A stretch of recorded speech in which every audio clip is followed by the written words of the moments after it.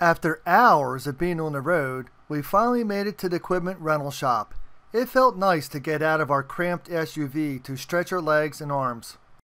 Directly behind the shop was our main equipment. Safety vests galore were hung up to dry on special racks, and besides them, large stacks of inner tubes. Only 5 steps past the equipment station, and I was afforded a breathtaking panorama of classic tropical splendor. I could never grow tired of such magnificent views. No jet contrails to scar the skies, or incessant drum of highway activity, occasionally punctuated with some shrill siren. No dreary overcast Jersey days, or crowded people everywhere you turn. Not only was this place insanely beautiful, it was so quiet. You could actually hear the wind blow through the reeds, or an occasional bird squawking out an odd medley that few Westerners ever get to hear. We were getting a late start, and so our guides went immediately to work, suiting us up for the day's activities. I was very concerned for my wife, Wellen, and her kid sister, Tara, who were poor swimmers.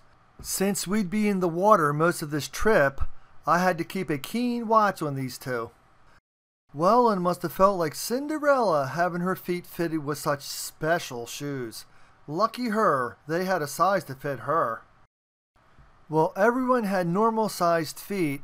One look at my pod feet, and I was told they likely could not accommodate me.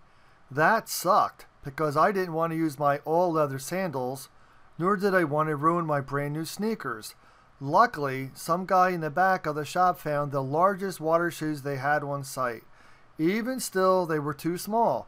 They felt like an 11 narrow, while I was a solid 12 wide. Anyway, despite their best efforts, I noticed my big toes were dangling over the sides. Oh well.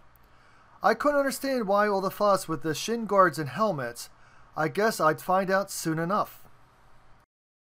This is a chart depicting Rockport shoes and the weird numbering system Europeans use to label their shoe sizes. Indonesia ascribes to something similar to this. As one might notice, I was a 46.5 W.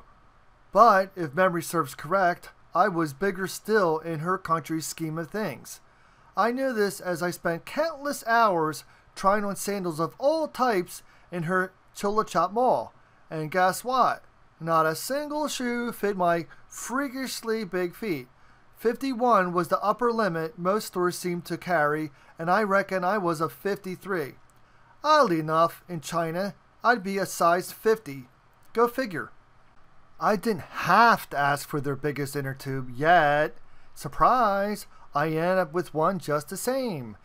Being the considerably large foreigner that I am, I'm kind of used to being that special dude they break out that fat guy gear for.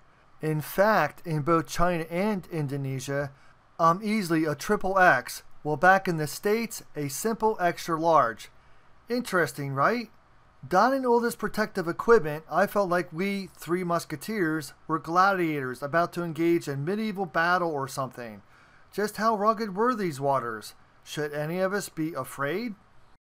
Comparative size difference between my guide and I. Hey, don't worry, buddy. I'll rescue you, I said to my friendly guide. Literally, I think I was twice this guy's size.